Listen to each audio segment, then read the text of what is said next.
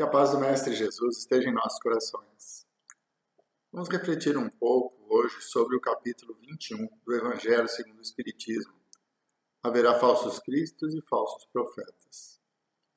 Já no tempo de Jesus, os evangelistas nos advertem que pessoas iriam surgir para fazer coisas, prodígios, para se colocar como mensageiros do Cristo, como profetas. E ele nos alerta para que nós tomemos muito cuidado. Conhece-se a árvore pelo fruto. Uma árvore boa não pode dar maus frutos. Uma árvore má não pode dar bons frutos. Essa é a frase trazida pelo Cristo. E que haverão falsos cristos e falsos profetas que farão muitos prodígios e enganarão até aqueles escolhidos. Muito bem. Nós vamos trazer essa mensagem do Cristo para os nossos dias. Quando Jesus nos adverte para que nós olhemos os frutos, ele está se referindo às atitudes, às ações desses mensageiros de Deus, que são os profetas, né? O que são profetas? São mensageiros de Deus que vêm até nós para nos ajudar a aprender e evoluir. Nós todos fomos criados simples e ignorantes, e ninguém aprende sem um professor. Os profetas são os professores, espíritos mais evoluídos, que encarnam entre nós e que vêm nos ensinar o caminho para que possamos encontrar a felicidade para a qual nós todos fomos criados. E para que nós sejamos plenamente felizes, é preciso que deixemos de ser ignorantes. Por isso a necessidade de professores. Então Jesus nos adverte que alguns vêm de Deus, que são professores, que são mensageiros de Deus, são os profetas, aqueles que vêm trazer a informação das leis, exemplificando com seu comportamento essas leis, e aqueles que fazem profecias. Até existe uma identificação com essa palavra profecia, que é uma visão do futuro. Né? São pessoas que têm a capacidade de prever o que irá acontecer. Como o próprio Cristo disse, quando profetizou que haverá um tempo em que nós seremos reunidos e o Rei, na sua infinita majestade, irá separar os bons dos maus. Né? Que para muitas religiões isso se transformou no que seria o fim dos tempos, né? Onde os bons iriam para o céu e os maus para o inferno. Isso é uma profecia do Cristo. Até a caridade, que é o grande divisor de águas ali, né? Os escolhidos são aqueles que fizeram caridade e aqueles que foram preteridos são os que mantiveram o egoísmo em seu coração. Então o próprio Cristo fez essa profecia e tantas outras. E outros profetas também fizeram profecias. Alguns, centenas de anos antes da vinda do Cristo, já profetizaram que Deus enviaria o seu Filho, que enviaria o Messias, o Salvador. É claro que a religião judaica imaginava que o Salvador seria um judeu poderoso, que iria submeter todas as nações ao domínio judeu. Mas isso é outra história. Né? O Cristo é realmente o Salvador.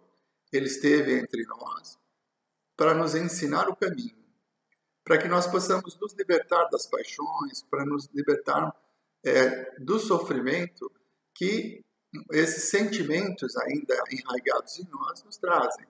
Então, o exemplo do Cristo, com toda a sua doutrina, ele veio para nos libertar de nós mesmos, porque somos nós os causadores da nossa própria infelicidade, quando temos dificuldades de aceitar a vontade do Pai. Então, como eu disse, profetas são mensageiros de Deus que estão entre nós para, como professores, nos ajudar. E alguns fazem as profecias, né? Prevendo o futuro, como fez o próprio Cristo e tantos outros profetas que caminharam antes da vinda de Jesus. Atualmente, os novos profetas são aqueles que organizam as religiões. Então, religião significa religar a Deus. E muitas pessoas ligadas às instituições criaram instituições para realizar essa religação, para nos aproximar de Deus. Então, são profetas também, profetas modernos, que fazem esse trabalho de nos aproximar do Pai. Como que nós vamos nos aproximar do Pai? Através da prática do Evangelho, através da compreensão, da interpretação da mensagem do Cristo e da interiorização de seus conceitos na nossa própria existência. Então é preciso que nós tenhamos essa consciência, que para que consigamos deixar de ser ignorantes, é preciso o estudo, a busca do conhecimento. Mas não adianta nada só buscar, é preciso praticar também. Quando nós interiorizarmos o Evangelho e o transformarmos na nossa norma de conduta, então seremos mais felizes. Os profetas, eles vêm para nos ajudar nesse sentido.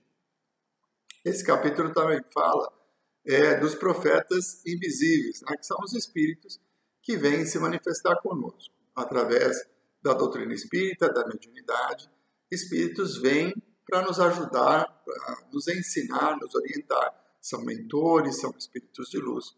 Então, a advertência que Jesus nos faz, para que nós avaliemos esses mensageiros, esses profetas, de acordo com a sua conduta. Uma árvore boa não pode dar maus frutos. Uma árvore má não pode dar bons frutos. Essa é a palavra do Cristo. Quer dizer, é pelas obras que nós vamos identificar o profeta, se ele vem de Deus ou não. Por isso que ele diz, haverá falsos cristos e falsos profetas. E é interessante, porque ele nos adverte que estas pessoas farão prodígios. O que seriam os prodígios? As curas que Jesus fez, tá? A manipulação da matéria, a transformação de água em vinho, e tantas outras situações, principalmente relacionadas aos milagres. Porque ao longo do tempo, a religião cristã foi absorvendo alguns conceitos voltados para a importância de Jesus. Então, ao invés de valorizar os seus ensinamentos, a sua conduta moral, os exemplos que ele deu nas inúmeras situações pelas quais ele passou, as instituições valorizaram muito os prodígios, que eram fenômenos mediúnicos. Né? Jesus, como médium de Deus, né? Conhecedor de toda a natureza, um Cristo, ele tinha essa capacidade de manipular a matéria, isso trazendo curas físicas, fazendo transformações da água em vinho, apaziguando tempestades, controlando os ventos. Então, todo esse processo, esses fenômenos que são inexplicáveis para a maioria de nós, se transformaram em milagres. Então, milagres do Cristo. Mas, na realidade, Jesus, com o conhecimento que tem, ele conseguia fazer isso, manipular. Até tem uma questão no Livro dos Espíritos, onde Kardec pergunta se os elementos da natureza são controlados pelos espíritos. E a resposta dos imortais é que sim, que espíritos mais materializados, né, quer dizer, não são espíritos superiores ainda, são espíritos mais materializados, eles interferem nos acontecimentos climáticos, né, nas funções da Terra. Então, quando Jesus ordena ao vento que pare naquela memorável passagem em que ele está dentro do barco e os apóstolos ficam apavorados porque a água começava a entrar no barco e eles ficaram com medo de morrer, e Jesus dormia calmamente. Naquela célebre passagem, quando Jesus é despertado, ele diz, né, vocês não têm fé, e ordena que o vento cesse e que a tempestade se vá. Essa é a ascendência do Cristo, desse espírito puro, de extremo conhecimento, de evolução, diante dos outros espíritos que controlam as coisas da natureza. Né? Como disse no Livro dos Espíritos, são espíritos ainda inferiores, espíritos que são mais materializados. E diante da autoridade moral e amorosa do Cristo, eles obedeceram.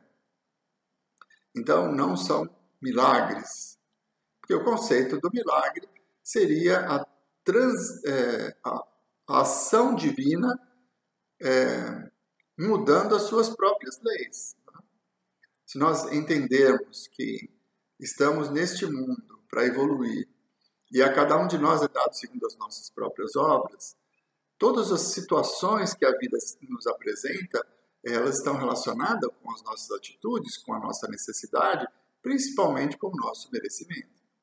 Então, o milagre, o conceito de milagre, seria interceder em algo que seria o resgate, uma doença, uma dificuldade financeira, que é uma situação que nos foi oferecida pela misericórdia de Deus, para que nós pudéssemos evoluir e aprender. Uma intercessão direta modificando essa situação seria derrogar a própria lei. Então, o milagre, no conceito que existe, em que a pessoa tendo fé, orando a Deus, teria os seus problemas resolvidos, sem esforço, que esse é o conceito do milagre. Então, isso seria derrogar a própria lei divina e natural, que nós entendemos que o Pai, Criador perfeito, onipotente, onipresente, não iria derrogar a sua própria lei para privilegiar este ou aquele, porque demonstram acreditar mais nele do que outros. Seria um processo de injustiça. Quer dizer, onde há privilégio, sempre vai haver injustiça, porque aquele que é privilegiado, ele tem vantagens em relação a todos os demais. E isso extinguiria o conceito de que Deus é infinitamente justo, bom e misericordioso. Então, esse conceito do milagre trazido e utilizado pelas religiões cristãs, com o objetivo de atrair os seus fiéis, então vocês venham para a igreja e nós vamos resolver o seu problema, esse conceito, com o conhecimento espírita, ele vem por terra. E aí nós temos que avaliar se essas pessoas que estão conduzindo outras pessoas nas diversas instituições religiosas, qual o bem que elas estão fazendo. Por isso que Jesus nos adverte, conhecereis a árvore pelo fruto. Então, uma árvore boa vai dar bons frutos. Uma árvore má não pode dar bons frutos. Uma árvore boa não pode dar maus frutos. Essa é a literalidade do Evangelho. Então, dentro dessas pessoas que representam Deus na Terra, como seus sacerdotes, como seus profetas, quais são as suas ações? Quais são as suas intenções? O que efetivamente elas estão oferecendo em nome de Deus? Porque a busca do milagre seria o caminho mais curto para resolver nossos problemas. Uma derrogação da lei de causa e efeito. Então, eu sou responsável pelo problema que eu estou vivendo, pela doença pela qual eu estou passando. É minha responsabilidade, porque Deus me dá segundo as minhas próprias obras. E quando eu tenho fé, que eu imploro a Deus, e Ele vem e retira a doença, que é consequência dos meus erros, Ele estaria derrogando a própria lei. Mas esse é o conceito de milagre. Mas Jesus fez isso. Existem inúmeros casos descritos na Bíblia em que Jesus curou as pessoas, retirou delas a doença. E nós, para entendermos bem isso, precisamos relembrar o que Jesus dizia cada vez que curava alguém. Ele dizia assim: a sua fé te curou, vá e não peques mais. A presença do Cristo, o envolvimento do conhecimento trazido pelo Evangelho, traz transformações íntimas inegáveis. Se nós observarmos os primeiros cristãos, no período pós-crucificação, em que o movimento cristão foi ganhando vulto e milhares de pessoas se interessavam por essa doutrina consoladora, que é o Evangelho do Cristo, nós vamos perceber que o comportamento daqueles primeiros cristãos era muito diferente do comportamento dos cristãos atuais. Eles acreditavam na presença do Cristo e praticavam os seus ensinamentos.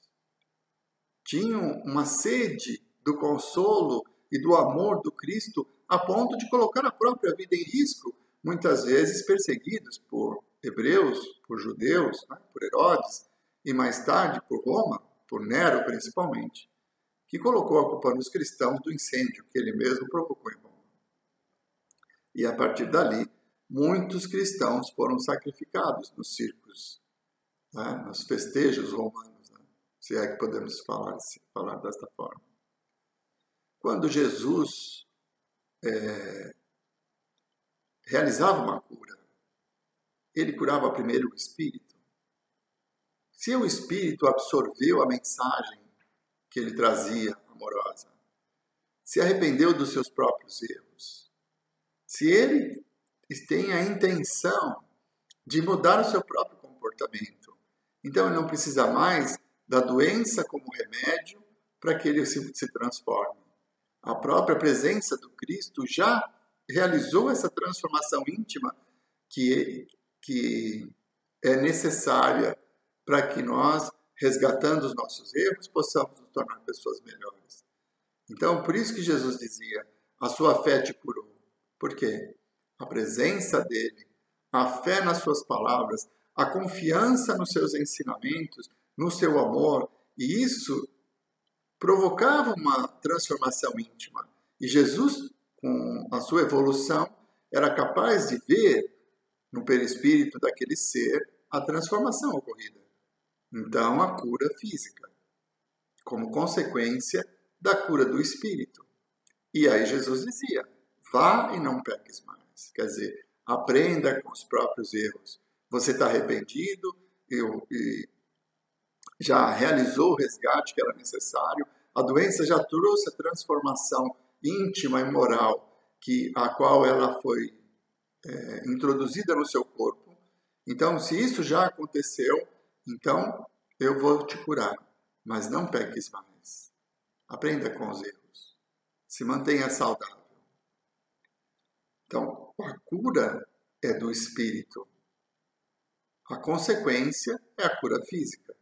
Isso também acontece nos trabalhos mediúnicos relacionados à cura, onde médiuns de cura realizam cirurgias e fazem tratamento, a fluidoterapia, né, que é o passe, a água fluida, que é distribuída nas casas espíritas, todas têm a intenção de curar, de tornar a nossa vida mais leve. As cirurgias mediúnicas são realidade. Muitos e muitos relatos de pessoas que encontraram a cura já estando desenganadas pelos médicos e encontraram a cura, mas porque houve a transformação do espírito. Houve o aprendizado diante da doutrina, na frequência da casa espírita, na mudança de comportamento. E aí o médium curador consegue, através do plano espiritual, realizar aquela cura, porque o espírito já está saudável. O espírito já aprendeu o que precisava aprender com aquela situação e se tornando mais humilde, mais amoroso, buscando o conhecimento doutrinário e as transformações íntimas propostas pela doutrina numa reforma tão necessária para que nós nos libertemos das paixões que nos controlam. Então, estes recebem a cura. Mas ela é permanente? Sim, se o espírito permanecer saudável. Se ele voltar a incidir no erro, a doença retorna. Como disse Jesus, vá e não peques mais. Então, esse é o conceito da cura. A cura do espírito, que começa com a transformação moral, que começa com a interiorização do Evangelho e a prática desse Evangelho no nosso dia a dia, em que nós não vamos nos irritar cada vez menos, que nós vamos ter cada vez mais paciência com as pessoas que pensam diferente de nós, que nós vamos conseguir perdoar aqueles que não concordam conosco. Todo esse comportamento nos trará uma saúde espiritual que se reflete no corpo. Assim como a mágoa, o rancor, o ódio, são doenças espirituais que também se refletem no corpo e acabam somatizando em doenças físicas. A Anete Guimarães, a doutora Anete Guimarães, palestrante espírita, ela associa o câncer com rancor, mágoa, com ódio do paciente. Numa pesquisa que foi realizada, muitos declararam trazer consigo esse sentimento e, por isso, desenvolvem a doença. Claro que não é uma regra absoluta. Ramatiz também diz que as doenças físicas que trazem muitas dores, conforme a situação de resignação do espírito, quer dizer, alguém que teve uma vida regrada, um comportamento saudável, que fez a caridade e que depois de um certo tempo desenvolve uma doença desse tipo, essa doença vem para expurgar as impurezas do perispírito de vidas anteriores. Então, o benefício da doença é a limpeza do perispírito. E aí, nesse caso, não estaria relacionada com o sentimento atual. Então, são muitas as nuances que estão envolvidas no comportamento do espírito que se reflete no corpo. Muitas as necessidades que nós todos temos que passar diante dos erros do passado, de tantas e tantas encarnações pelas quais nós passamos. Então, o conceito do milagre, ele se desfaz porque a lei natural vai ser preservada. Deus nos dará segundo as nossas próprias obras. E se for do nosso merecimento, nós vamos encontrar a cura para os nossos males. Se for a nossa necessidade de expurgar as impurezas de tantos erros do passado, deixá-las num corpo doente e desencarnarmos como espíritos melhores, espíritos mais limpos, completistas, como diz André Luiz, se não me engano, no livro Missionários da Luz, ele relata que espírito completista são aqueles que reencarnam com uma missão, com objetivos, e que realizam esses objetivos durante o período em que estiveram na matéria, e ao desencarnar, eles deixam um plano físico melhores, bem melhores do que estavam quando chegaram aqui. Então, são espíritos completistas. Então, nós percebemos, então, que as religiões, que a doutrina do Cristo, o seu Evangelho, ele vai nos salvar de nós mesmos. Quando nós conseguimos compreender que a prática do Evangelho nos fará pessoas mais felizes e, consequentemente, mais saudáveis, então não teremos mais a necessidade de implorar a Deus com a nossa fé para que Ele retire de nós os problemas. E todas as pessoas que, em nome de Deus, prometem isso, estão cometendo uma falsidade. São falsos profetas, porque Deus não irá derrogar as suas próprias leis. Então, as instituições religiosas, os líderes religiosos, que se utilizam desse instrumento que é o milagre, para atrair mais fiéis, para encher as suas igrejas, enfim, para fortalecer as suas instituições, com esse objetivo, vendendo o milagre como uma mercadoria. Então, se você frequentar a igreja e tiver fé, Deus vai resolver o seu problema. Será que é assim que funciona? Por isso que Jesus nos adverte: uma árvore boa não pode dar maus frutos. É claro que a fé nos transforma. É claro que o conhecimento do Evangelho, a interpretação das palavras do Cristo, nos fortalece para que nós tomemos as nossas próprias decisões. Mas Deus não irá interceder na nossa existência de uma forma direta só porque nós acreditamos nele. Ele, sem dúvida, nos dará a todos condições para que nós encontremos os meios de corrigir os nossos erros e de nos tornarmos pessoas melhores. Mas ele não irá interceder na lei de causa e efeito. Ele não irá contrariar o nosso livre-arbítrio. Nós temos o desejo de fazer alguma coisa. Ele, na sua onipotência, na sua sabedoria, inteligência suprema, sabe que se nós realizarmos aquilo que desejamos, Isso vai nos trazer dor, mas ele não interfere, porque ele nos dá a liberdade de escolher o nosso caminho. Assim como, uma vez escolhido o caminho, ele também não vai interferir nas responsabilidades que assumimos pelas escolhas que fizemos. Então, esse conceito todo do milagre se extingue, porque a nós será dado segundo as nossas próprias obras. Então todas as instituições são ruins? Claro que não. Milhares e milhares de pessoas que adentram as inúmeras instituições religiosas se transformam à medida que desenvolvem o amor pelo Cristo, os seus ensinamentos, e conseguem colocar em prática os seus ensinamentos, quer dizer, realizando aquilo que Jesus dizia ao doente quando ia procurá-lo: a sua fé te curou. A fé está relacionada no acreditar no Cristo, na prática do Evangelho, na mudança de comportamento, quando nós combatemos o nosso orgulho, a nossa vaidade. E todas as instituições que pregam o Evangelho proporcionam meios para que as pessoas aprendam e evoluam. Então, as instituições religiosas todas estão aí segundo a necessidade dos seus fiéis. Porque se não houvessem pessoas necessitadas do medo do inferno, do medo do demônio, para acreditar mais em Deus, essa história já teria acabado.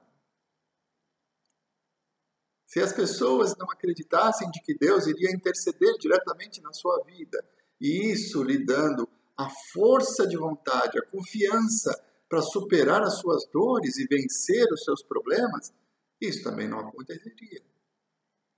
Então, por mais que nós queiramos aqui falar sobre as pessoas que, em nome de Deus, oferecem algo que eles não têm o poder de cumprir, o conceito do milagre, dessa intercessão divina, direta e que privilegia uns e outros, alguns dessa instituição, outros de outra instituição, por mais que aparentemente nós estamos combatendo esse tipo de instituição e os chamando de falsos profetas, nós precisamos sempre avaliar os frutos que isso rendeu. Quantas pessoas que ingressaram na instituição religiosa e por temor ao demônio abriram mão do vício do álcool, do tabaco, das drogas?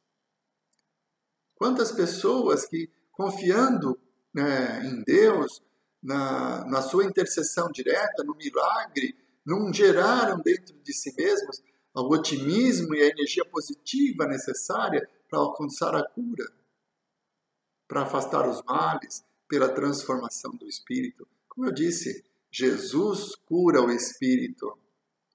E a consequência da cura do espírito é a recuperação do corpo. O Evangelho tem esse poder. Então nós não podemos julgar as instituições. O que nós precisamos é ter cuidado com o objetivo dessas pessoas que, em nome de Deus, acabam realizando muitas coisas. Um caso extremo, nós tivemos há muitos anos, acho que há mais de 10 anos atrás, bem mais de 10 anos atrás, um religioso que reuniu um grupo de pessoas, fundando uma igreja, vamos chamar de igreja, e que, depois de um certo tempo, as pessoas doaram todos os seus bens para aquela instituição e ele os levou ao suicídio. É um caso muito antigo, mas muito famoso. Quer dizer, a pessoa que tira a própria vida, induzida pela fé, imaginando que este ato vai levá-lo direto ao paraíso, a pessoa que foi induzida a isso, ela foi enganada. Porque nós sabemos que ao desencarnar, nós não vamos mudar do quem somos e que o paraíso esperado é um estado de consciência, uma consciência tranquila daqueles que conseguiram realizar suas tarefas e cumprir o seu papel. Então esses vão viver no paraíso. O que é o paraíso? A felicidade íntima, de uma consciência tranquila, sem remorsos. Então, o aqui foi oferecido àquelas pessoas que se suicidaram coletivamente, todos foram encontrados mortos. naquela instituição. A expectativa deles é que eles iam para o paraíso após esse ato. E a realidade é que eles foram para o Vale dos Suicidas.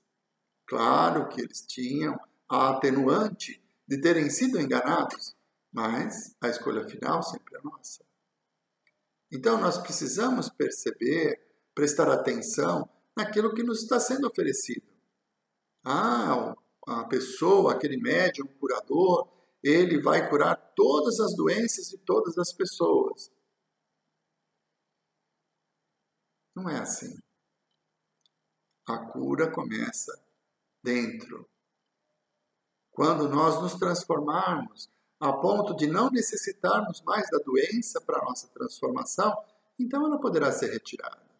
Mas se ela não cumprir o seu papel, nós vamos continuar com ela. Até que aprendamos a resignação diante da vontade do Pai. Até que aprendamos a agradecer ao Pai pelos momentos que vivemos, mesmo diante da dor, da doença que nos visita. Porque a nós é dado, segundo as nossas próprias obras. Então, quando Jesus nos adverte sobre que nós olhemos a árvore, que percebamos pelos frutos se é uma boa árvore, é esse o conceito que precisamos ter. Aquela pessoa que está, em nome de Jesus, em nome de Deus, oferecendo milagres, oferecendo as facilidades da vida, a riqueza e sucesso, até tem algumas propagandas nesse sentido, né? Depois que eu entrei para a igreja, a minha empresa cresceu, mas em todos os relatos existe uma transformação moral. A pessoa deixou de cumprir os vícios, a pessoa abandonou os vícios e pela fé no Cristo modificou o seu comportamento, por isso encontrou sucesso. É isso que nós precisamos ter em mente.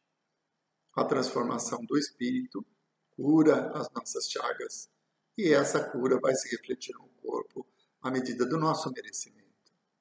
Então, é preciso ter esse cuidado de observar se aquelas pessoas estão fazendo o bem.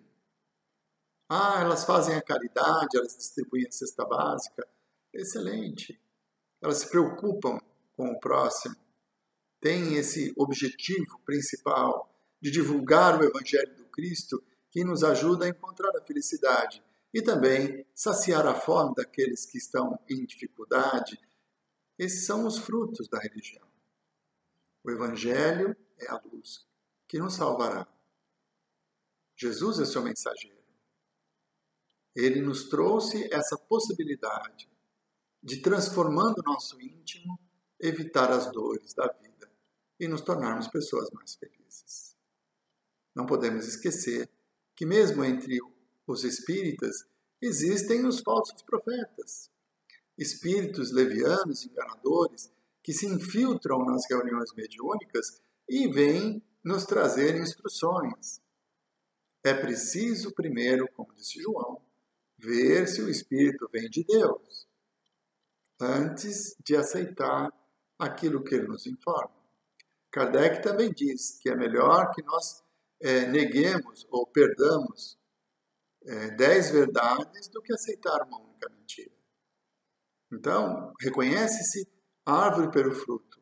Se o Espírito que se manifesta no nosso grupo, ele vem nos trazer orientações voltadas para a reforma íntima, para beneficiar as pessoas em caridade, em amor, sem contradizer os ensinamentos de Jesus, são bons frutos, bons espíritos. Mas se eles vêm para mistificar, para nos convencer de algo, aproveitando das nossas fraquezas, do nosso orgulho, da nossa vaidade, e através dela destruir muitas vezes trabalhos belíssimos de amor dentro da seara do Cristo, realizada em casas espíritas, é preciso ter cuidado, é preciso que a razão prevaleça. Até tem um livro muito interessante do Manuel Cristiano, né, da cidade de Campinas, e o título do livro é Aconteceu na Casa Espírita.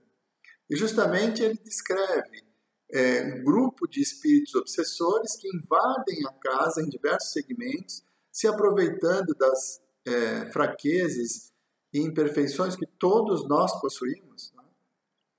Eles se aproveitam dessa situação e vão atacar a casa espírita para que aquele trabalho de luz, de amor, de caridade se encerre. Então, não é porque é um espírito que ele é detentor da verdade, mesmo porque nós sabemos que os espíritos são a alma dos homens que já viveram na Terra, a maioria deles. E aí, tem homens bons, sábios, tem homens maus.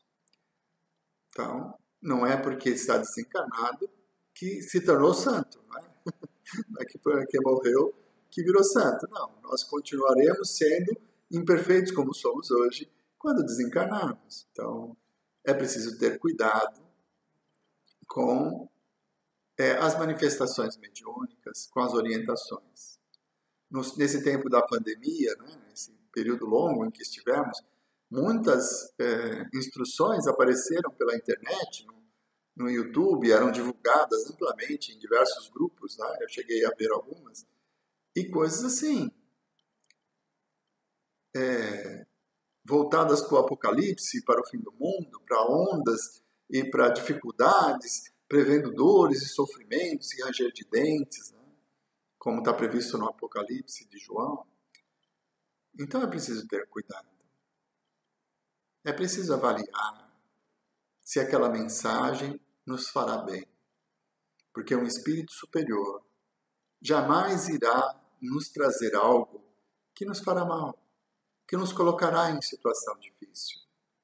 Então, quando recebemos uma mensagem, primeiro vamos verificar se o espírito vem de Deus, para que depois possamos seguir aquelas instruções. E eles normalmente se utilizam de nomes venerandos, né? Recentemente eu recebi uma mensagem dita, psicografada por Bezerra de Menezes, que não tinha nenhuma relação com aquilo que nós conhecemos desse espírito de luz, que mesmo depois de ter a oportunidade de ir viver num plano superior, num mundo melhor, escolheu estar ao nosso lado. Então as mensagens do Bezerra vêm recheadas de humildade, vêm recheadas de incentivo para que nós nos transformemos e nos tornemos pessoas melhores.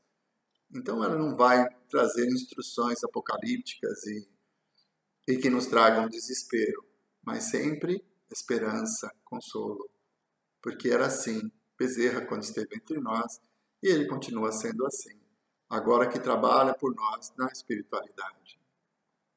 Enfim, meus irmãos, são muitas as informações que nos chegam todos os dias e que nos envolvem, nos conduzindo para esse ou para aquele lado. É preciso que tenhamos em nossa mente a bondade e a misericórdia de Deus, que sempre vai nos oferecer o necessário e a medida do nosso merecimento. E muitas das coisas que nós acreditamos que são ruins, se nós elevarmos a nossa fé, buscarmos compreender melhor os ensinamentos de Jesus, nós vamos perceber que os obstáculos do caminho jamais serão ruins. São lições necessárias para a nossa própria evolução. Não busquemos o milagre, aquele milagre que vai tirar a pedra que nós colocamos no nosso caminho. Busquemos a força para que encontremos um caminho melhor, para que nós mesmos tenhamos a condição, a certeza de que somos capazes de superar aquele obstáculo que está ali. Por isso que Jesus disse que a fé remove montanhas. Quando nós acreditarmos nas suas palavras, quando nós aceitarmos os seus ensinamentos e nos comportarmos segundo o Evangelho do Cristo, muitas das situações que nos geram tristeza e sofrimento, elas vão desaparecer. Porque é assim a vida. Somos nós que vamos planear o nosso caminho pelo nosso esforço, pelo nosso trabalho. E a misericórdia de Deus coloca seus mensageiros para nos ensinar os meios, para que nós mesmos possamos realizar essas transformações. Então, cuidemos de saber a origem da informação. Cuidemos para saber quais são as intenções daquela pessoa que, em nome de Deus, está pregando. Qual é o objetivo? E qual o bem que ele está fazendo para as pessoas que acreditam nele. Está libertando as pessoas do vício, está aproximando as pessoas do Evangelho do Cristo, está tornando pessoas melhores, mais amorosas, caridosas. Ótimos frutos. Mas está transformando o grupo nos escolhidos de Deus, naqueles que serão privilegiados e que todos os outros são inferiores. Não é um bom fruto. Quais os frutos daqueles que nos conduzem? Qual o bem que eles estão fazendo diante das oportunidades que a vida lhes oferece? Tendo o poder de comover multidões, de levar o Evangelho a milhares e milhares de pessoas através dos canais de televisão, dos grandes templos, em que o Evangelho é amplamente difundido e mostra o caminho para que milhões e milhões de pessoas possam se libertar das paixões e, acreditando no Cristo, mudar o seu próprio comportamento. Esse é o bom fruto. Qual a intenção? Não importa. Mas será um verdadeiro profeta de Deus, aquele que consegue ajudar as pessoas a se tornarem pessoas melhores, sem sectarismos, sempre pregando a caridade e o amor ao próximo, que é a lei, que nos liberta e nos leva à felicidade. Que tomemos cuidado, meus irmãos, com os falsos cristos, com os falsos profetas, e que nós tenhamos em mente a convicção de que Deus nos dá, segundo as nossas próprias obras. E se nós fizermos o melhor ao nosso alcance e tivermos o merecimento, a cura virá. Se nós trabalharmos com resignação, com coragem, afastando a revolta do nosso coração e desejando sinceramente aprender a lição que aquela situação difícil da vida nos oferece, então a solução virá. É essa transformação, porque a cura começa no espírito. Ela vem de dentro para fora. E o nosso corpo reflete as doenças do espírito, seja dessa encarnação, seja de encarnações anteriores. Muitas são as reencarnações em que a pessoa já nasce com um problema físico, que é consequência de escolhas e de situações vividas, às vezes até solicitada pelo espírito ao reencarnar aquela situação para que ele possa se redimir, para que ele possa terminar a encarnação e sair daqui com uma consciência mais tranquila, tendo se redimido dos erros do passado. Isso me lembra uma passagem do livro Céu e Inferno, na segunda parte, onde há uma série de descrições de situações, né? E o espírito daquele senhor, ele acaba sendo sepultado vivo. Ele teve uma crise e confundiu, acharam que ele estava morto e ele não estava. Foi feita mais uma ação, então descobriu que ele foi enterrado vivo. E a neta então pergunta, mas por quê? Por que o meu avô sofreu? Ele era uma pessoa tão boa. E o espírito vem, se manifesta, isso está lá no livro Céu e Inferno, e ele diz que numa vida anterior ele havia emparedado a própria esposa. Então ele a enterrou viva, né? Colocando-a dentro de uma parede. E mesmo ela tendo perdoado ele pelo ciúme, que é uma doença, que o levou a um ato tão hediondo, mesmo ela tendo perdoado, ele não conseguia se perdoar. Então solicitou ao pai que acontecesse desta forma, que ele viesse com essa doença, que dá aparências da morte, para que ele pudesse finalmente resgatar o seu erro e ter a sua consciência tranquila. Então, tenhamos isso em mente. A vida nos oferece segundo as nossas necessidades. E muitas vezes fomos nós que pedimos para passar por essas situações. Fomos nós que pedimos ao Pai a oportunidade do resgate. Então que tenhamos resignação.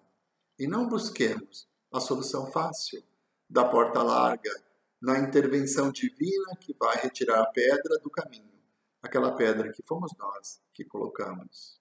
O verdadeiro profeta de Deus nos motiva para que possamos nos transformar.